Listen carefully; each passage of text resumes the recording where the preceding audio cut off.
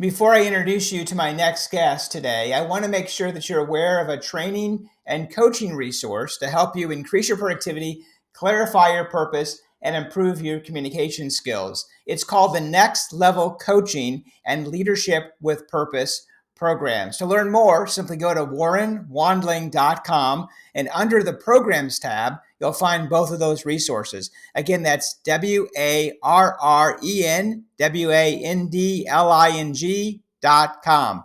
Now, on to the show. Welcome back to another episode of How to Become an Obstacle Buster. I'm your host, Warren Wandling, the show that's dedicated helping leaders and entrepreneurs to overcome their obstacles, build resilience, and achieve success. And I have a phenomenal guest to help us do that today, Stacey Hanke. Welcome to the show, Stacey. Oh my goodness, thank you so much and for trusting me with your followers. I'm excited to see where we'll take the conversation. Yeah, I'm really actually looking forward to our conversation today. Very interesting background. As a renowned executive mentor, Hall of Fame professional speaker, and best-selling author of Influence Redefined, Be the Leader You Are Meant to Be, Monday to Monday. Can you share with our listeners a little more about your background? Wow, that makes it sound really impressive when you say the background like that, right? The long story short, I started Stacey Hanke Incorporated, which is where I sit today. I started it 22 years ago. And it really started, my goal was I wanted to be a keynote speaker, wanted to be on stages, and that was it. Maybe 3 years into it, suddenly a lot of my audience members, my buyers, would come up to me after my presentations and say, can you teach our executives teams to do what you do? Can you teach our sales teams to do what we do? And that meaning how to be an effective communicator. I then decided, well, I can't do this all by myself. I need a team. Fast forward 22 years later, we do three things. I'm still on stages. That's really my happy place and where I thrive. I have a team that goes into large corporations. We work a lot with Nationwide, Deloitte, just to kind of give you a perspective of how large we go.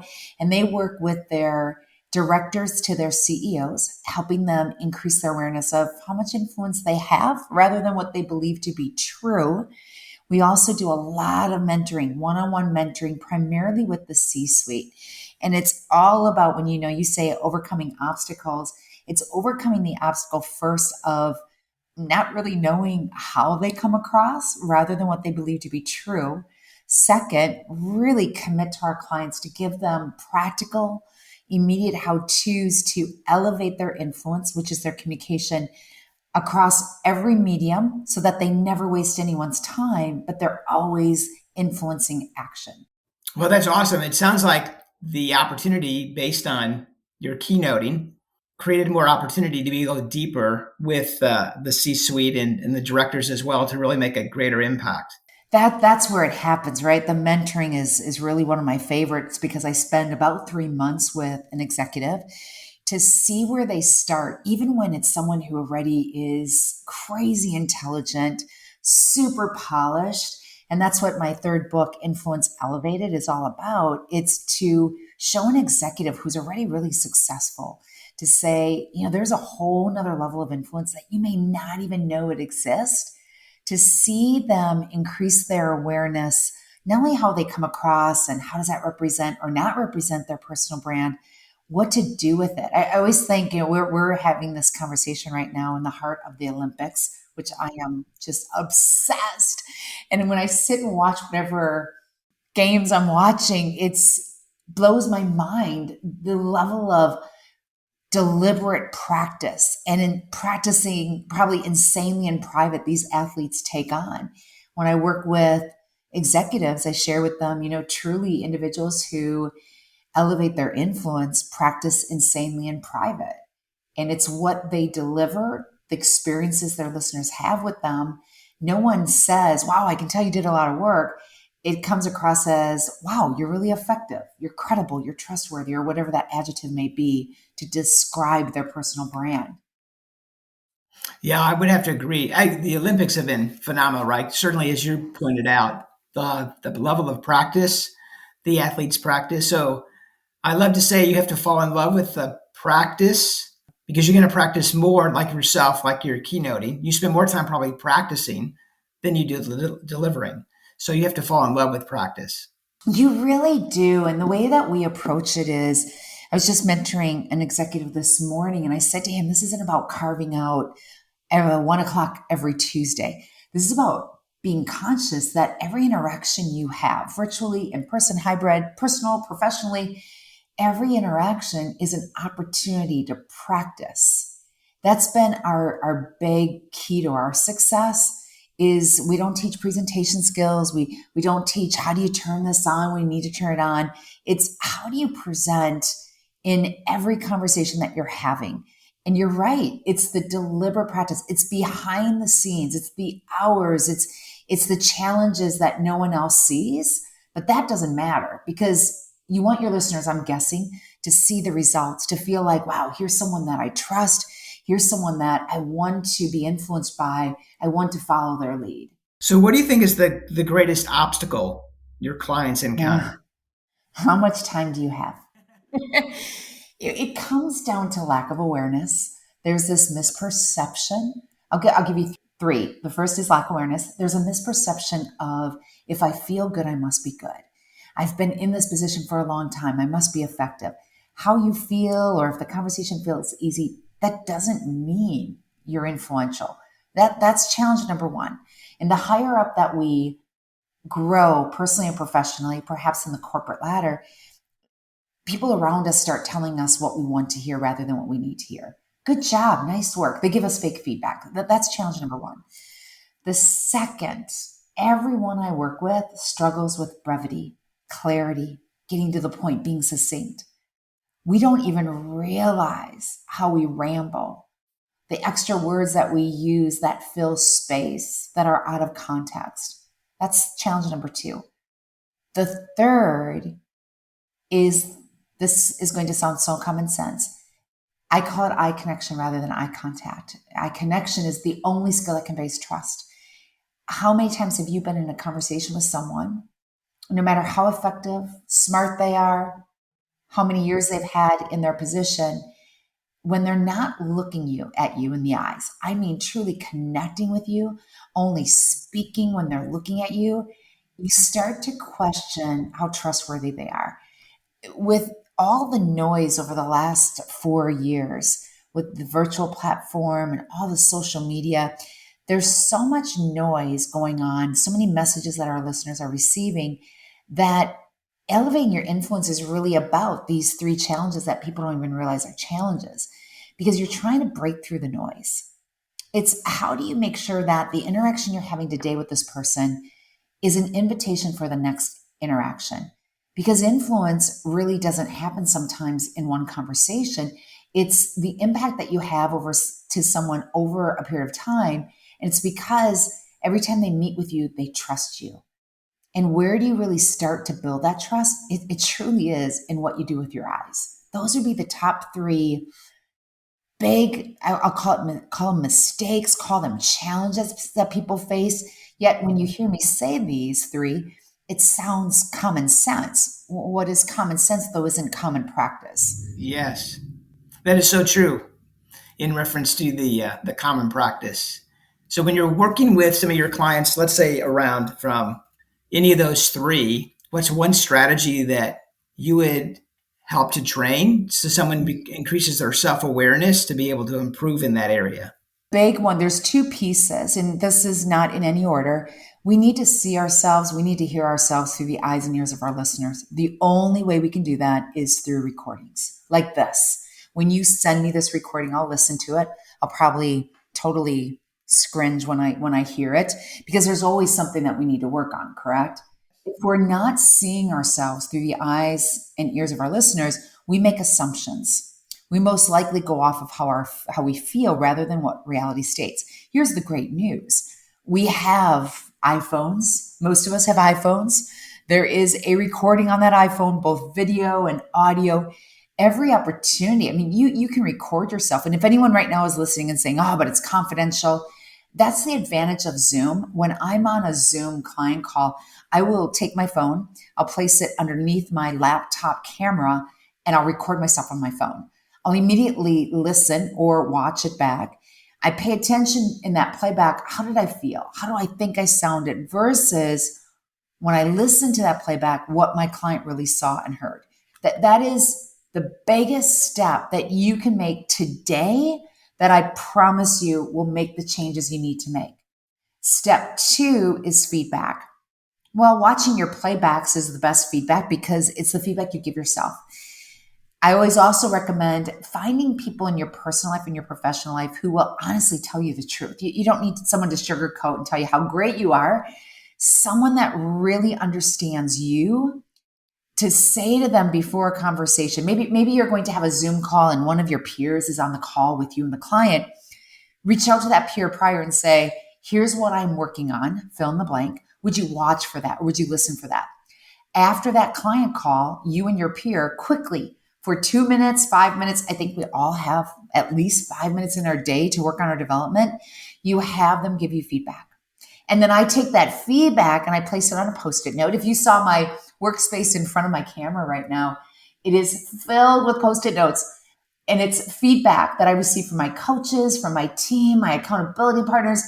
I need it in front of my face as well. And what I do is until I accomplish whatever is on that Post-it, I keep it in front of me. When I feel like, you know what, I'm aware of it, I've resolved it, I tear that Post-it note up. And lo and behold, I'll be replacing it very quickly with another one based on that feedback I receive. Well, I love that idea in reference to using Post-it notes because there's always other great tips in using Post-it notes. But I love that keeping the feedback so you can be self-aware of what you're trying to consciously improve on. Otherwise, most of us will just forget about it and we'll just go back to the habits that we're used to doing and not really improve. That's it. I live in Chicago, right in the city. And if you've ever, Michael Jordan's one of my idols. And if you've ever read any of his documentaries, there's also a podcast called Founders. They've highlighted his work in the past. There's also a documentary, Last Dance, on Michael Jordan. And in that documentary, Jordan shares that he would make 1,000 shots a day, 6,000 a week. He went on to say what gets rewarded in public gets practiced in private. Now, that's really, really important because so many people believe, well, I'm just not built that way. And I really disagree with that because of the people that I have trained across cultures, across genders, introverts, extroverts. It comes down to how bad do they want it? How bad are they willing? What's their desire, their commitment to practice insanely? I really believe that what doesn't challenge you won't change you. And it's putting in that commitment to know it might really not be fun at first. Who likes to watch themselves on playback? I don't believe it gets any easier. You just get more effective. And we really need to look at, when we're not thinking about our development, how we communicate, what we say, our word choice. If we don't make that commitment, what's the cost of not putting in that practice, putting in that work? So what was a key strategy that you used to help build your business? A lot of coaches. And it was the strategies that I'm laying out here. My presentation skills coach, he would ask me to record myself, and then we would sit together and evaluate it. He would have me evaluate it first, and I know he just wanted to see, what am I seeing? What am I hearing? What am I missing? Then he would coach me on what we just filmed.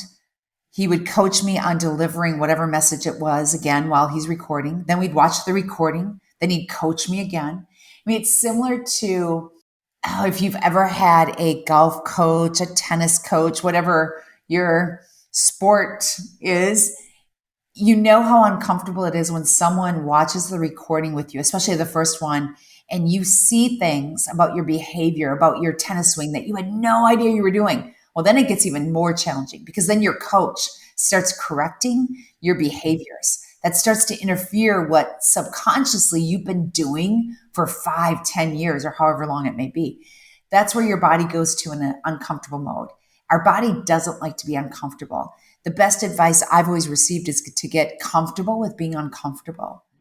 And that's powerful for any leader trying to overcome any obstacle. To get where I am today, to get the growth that I've gotten, and don't get me wrong, I am still recording myself. I'm still being coached. It's just at a different level. And even with not just around my presentation skills, my keynote skills, I get coached on how to run a business. And that really comes down to a lot of feedback. My coach, anytime I see him on my calendar in the morning for my weekly or monthly coaching session, I kind of scringe and I think, oh, I don't want to do this today. But I have to tell you, after the coaching, I never regret it. I don't look forward to it because he makes me uncomfortable. He pushes me to a place that I don't want to go. But if I never went there, I also know growth would not have happened. Yeah, I'm curious, what are your top strategies for unlocking employee engagement? It's putting ownership and commitment into my team, letting them have a voice, asking them for their opinion. I put them in also uncomfortable situations where they might not want to do a certain project. I coach them through, though, this is what's going to get them to the next level. Making sure that your team feels like they have a voice, they have a say. It actually happened this morning. We have a really huge opportunity with a new client, and my director of sales is managing this possibility. He's been going back and forth with trying to make it work with them.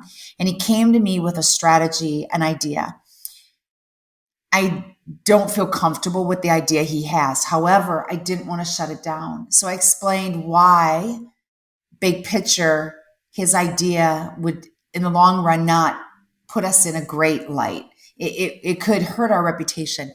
Yet in the same messaging, I told him, this is exactly what I want, though, from you, is out of the box thinking. I know that's a little bit of cliche.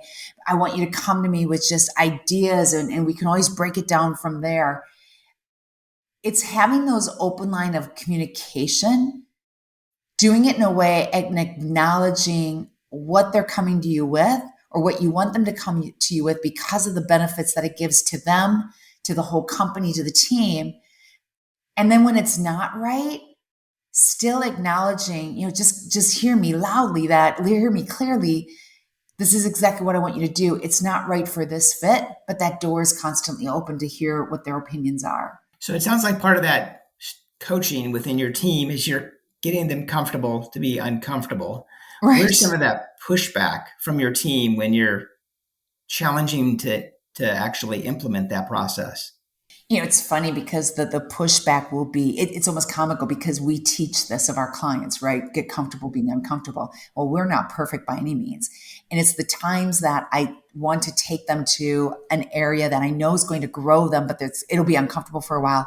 And the pushback I bring up to them, then I think this is a coachable moment.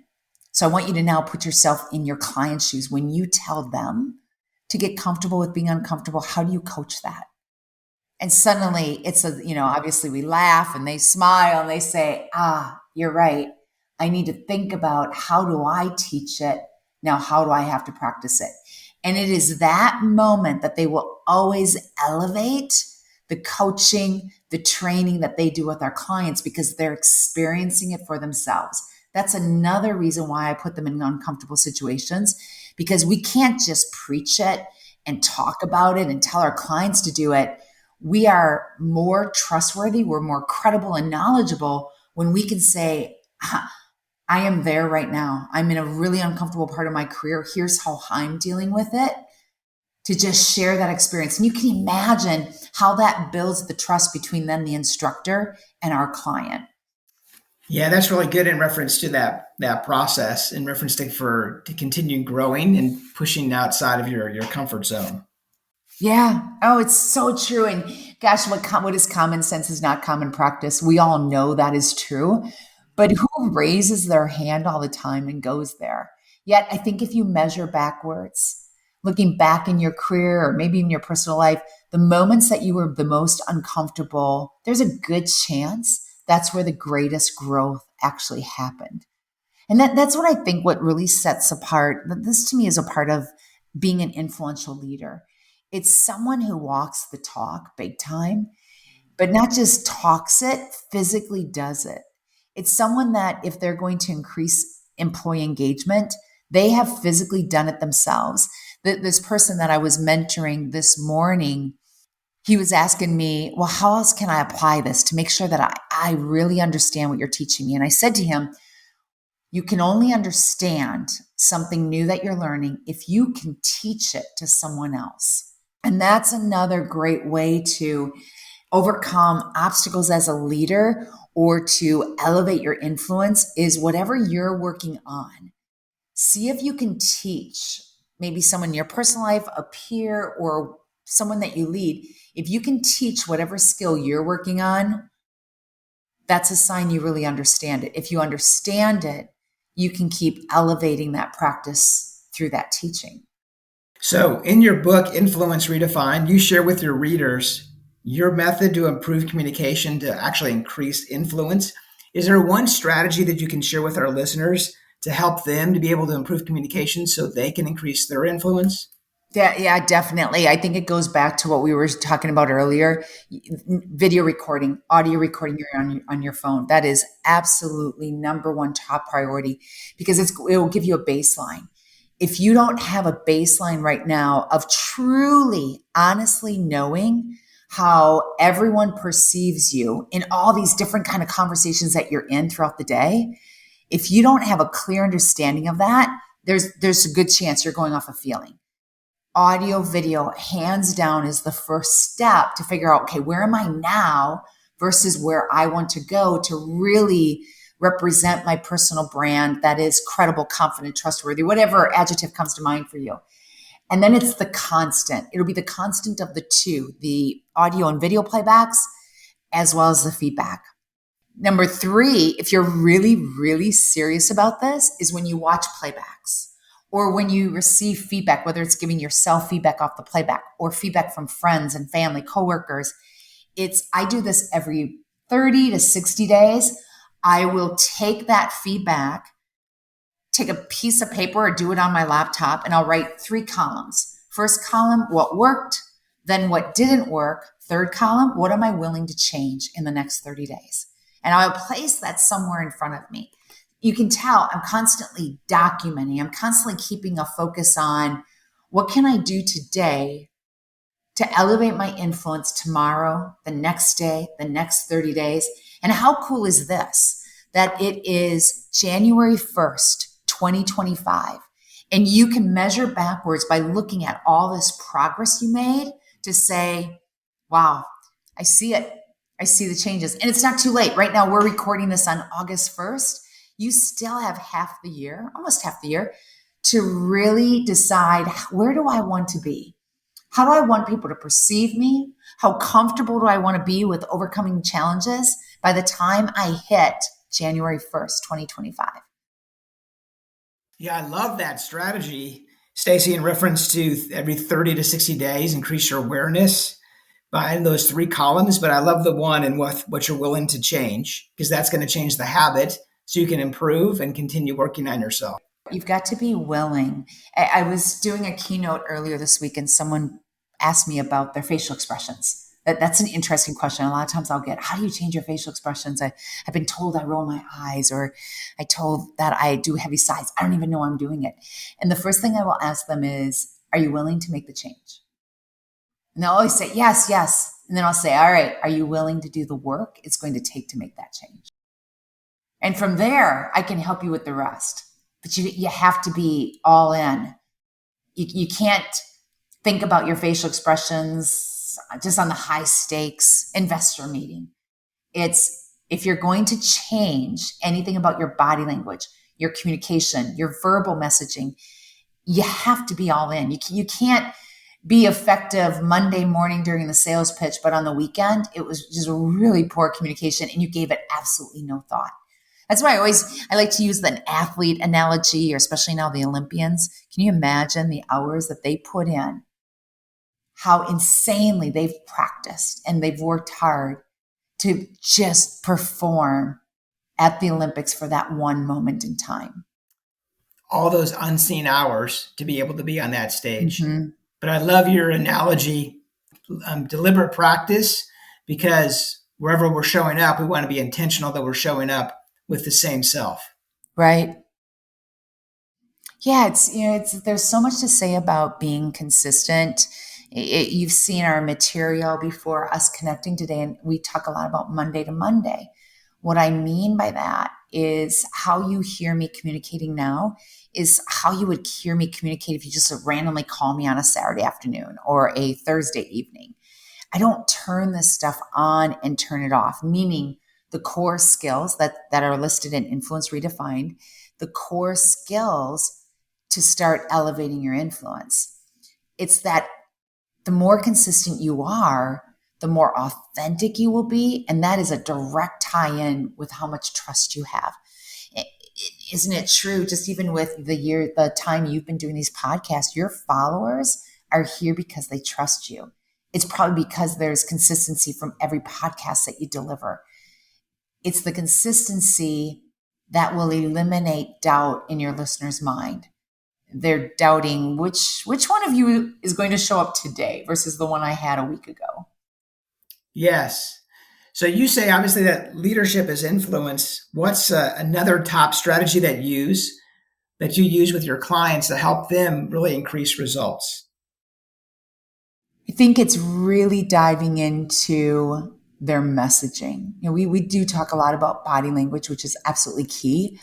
We talk a lot about messaging, and here's where it's tough. The majority of all of our conversations, especially executives, especially leaders, they're impromptu conversations. Even if they had a chance to prepare for the big presentation or the big board meeting, they still need to be very flexible with adapting in the moment to make sure they resonate with wherever their listeners are at that moment with their content. You would be surprised when I walk an executive through how to put a message together, even on the fly. How they'll always say to me, I've been spending years of putting my PowerPoint deck together first, and then I kind of figure out my content. Well, then I'll figure out how I should start the conversation and maybe end. And then from there, I'll just wing it and the rest will flow. That process is so backwards. I really unpack how they're used to creating content versus what it really means. And the first step we take is knowing their listeners' why. Why is the conversation happening now? Why should they care? Why is it happening right now, this moment? Why is it important?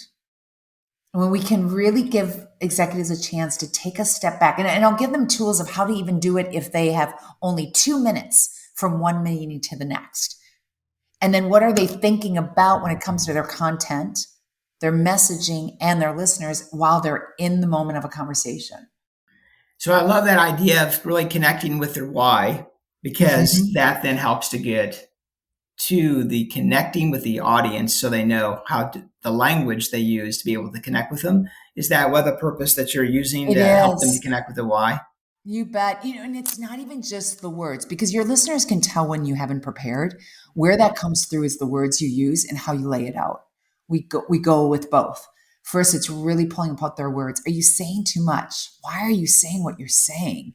Are the PowerPoint decks the message, or are you actually the message and the PowerPoint's just your backup to really emphasize your point? Then it's the layout of the message, the order of how you say what you say. There's a big element to the message that two of them, I'll give you an example. Too many times we turn our listeners off in the first 30 seconds of a conversation because most of us begin, let's say a meeting, with the words, we are here today to talk about. Now, there's many versions of that. I am here today to talk about. You've already told your listeners, this is not getting good for the next 10 seconds, so catch up on email. And once you lose them, it's that much harder to grab that attention back. The other place that we miss the mark, we don't clearly communicate a specific call to action. Think of every conversation as an invitation for the next conversation. Sometimes influence doesn't happen in the very first conversation. That's why that invitation to the next conversation is important. We communicate that our listeners' time is not important when we don't have a specific call to action, which is, this is the reason I had you come to the meeting. I don't want to waste your time. When you have a specific call to action, then you can also go back and measure a week, 2 weeks after the conversation, whatever that time frame of the specific call to action is. You can go back and measure, did they actually do it? Which is great feedback for you on the level of influence and clarity you had. The third, I know I said there will only be two. The third one are the words that we use in the beginning and the opening. I hope. I hope this is worth your time. I hope you'll find this beneficial. Then we get right to the end of the conversation. We say, in summary, before we wrap up here today, in conclusion, you've just told your listeners, I'm done. Don't listen to anything else that I say. I'm glad you added that third point because I think that's important to be intentional about opening and closing. Yeah, because every word matters. Every word matters because you're always trying to influence change. And it's either change in your listeners' behavior, knowledge level, or attitude. You need to be very clear on where do you stand on the topic, what do you want them to do, and what's the value for them to take action. Intentionality, I always say that brevity equals intentionality.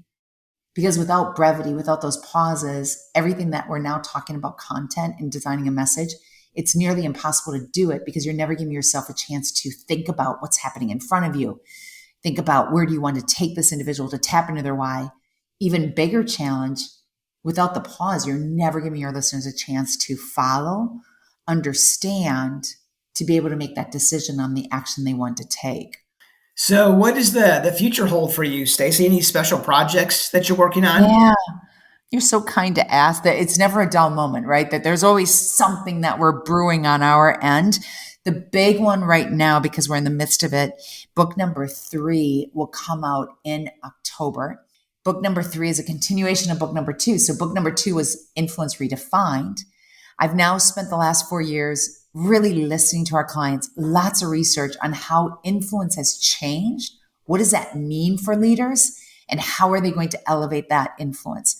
Therefore, book number 3 title is Influence Elevated, Maximizing Your Connection Monday to Monday. That's probably the biggest project right now of just getting that book in the hands of our followers and our clients. Well, that sounds like a must-needed book in reference to helping leaders continue to redefine influence. Thank you. Yeah. And it's complicated. We hear so many comments from our clients that they're challenged with all the noise that is out there right now. How do they break through the noise so that they're heard and understood? It's the challenge of the hybrid world. They have teams that are in the office. They have teams that aren't in the office. And then you and I think, can both agree the world has changed. And I think the biggest change is how we communicated a year ago. It doesn't work. If you truly want to have influence, it really is about elevating. It's stepping it up. And a big part of that is taking a look through the eyes and ears of your listeners, practicing insanely in private as well as in public, because it's the constant, and being unique that your listeners remember you from all the other conversations they had that day or that week. Yeah, that's really good in reference to the being self-aware that things have changed and they continue. That's one thing. It's constant. It's always been, but I think it has really increased over the last several years, last 5 years of constant change. And so as leaders, to be aware of that influence is also changing, of how to make that impact because of the noise and all the distraction. Gosh, it's so true. And when you say constant, I look at communication. It's always been like this. I think the last couple of years with all the noise and the virtual platform, leaders have realized, whoa, communication really is important. Because it's the core. It's the core to everything that we do, not just professionally, but personally. It really does impact the businesses that we run, that we lead, the results, our productivity. It impacts the people in our circle. And that all comes down to the money in your pocket Monday to Monday. So I know our listeners are going to want to be able to connect with you. Stacey, what's the best way for them to be able to reach out? Thank you. And the best way is obviously our website, and it's simply my name, Stacey, HANKEINC.com. And on that website, we've created it to be a resource. We have complimentary video blogs that are short, sweet, practical, and they're all challenges that we hear from our clients. I address those.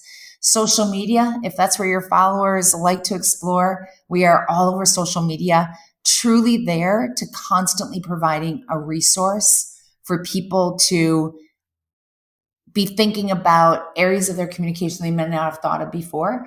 And then of course you'll see if you're connected to me on social media, you'll start to see announcements about the third book that is coming out. Oh, excellent. Well, I'll make sure those links are in the show notes. Thank you. Well, thank you so much, Stacey, for sharing your strategies, tips, and resources, helping our listeners to really be able to overcome those obstacles, to build resilience and achieve success. And thank you. That's exactly what this is about and why I love doing podcasts. It's really to just, even if there's just one takeaway, as long as your followers can take something from this call and it resonates with them, not just right now in the moment as they're listening to this, but they take it with them weeks, months after. Thanks again for the opportunity. Great. Yeah, thank you. Well, until next time, this is your host, Warren Wandling, saying be an obstacle buster and be resilient.